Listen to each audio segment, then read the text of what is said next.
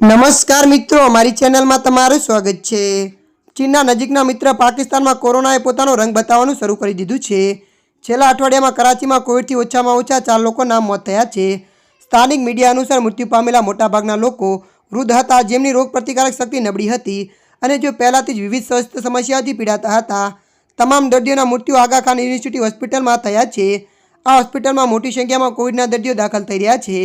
મળતી માહિતી અનુસાર વધુ જણાવી દઈએ કે ડૉક્ટર મહમૂદે કહ્યું કે શ્વસન રોગ હોવાથી શિયાળાના મહિનાઓમાં કોવિડ ચેપ સામાન્ય રીતે વધુ હોય છે, પરંતુ કરાચીમાં દિવસનું તાપમાન હજુ પણ 40 ડિગ્રી સેલ્સિયસથી વધુ હોવા છતાં પાકિસ્તાનમાં કોવિડના કેસ વધી રહ્યા છે।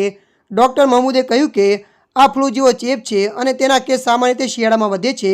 જો કે આ વર્ષે ઉનાળાની મધ્યમ કેસોમાં વધારો જોવા મળી રહ્યો છે, જેની આપણે સામાન્ય રીતે અપેક્ષા રાખતા નથી। શ્વસન રોગના નિષ્ણાત ડૉક્ટર જાવેદ ખાને જણાવ્યું હતું કે કોવિડના લક્ષણો ધરાવતા 8 થી 10 દર્દીઓ દરરોજ તેમની ખાનગી હોસ્પિટલમાં આવી રહ્યા છે। ડૉક્ટર ખાને કહ્યું કે ગયા અઠવાડિયાથી દરરોજ કોવિડના 8 થી 10 દર્દીઓ પોઝિટિવ કેસ નોંધાઈ રહ્યા છે।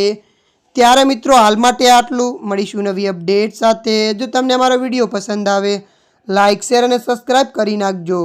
ધન્યવાદ।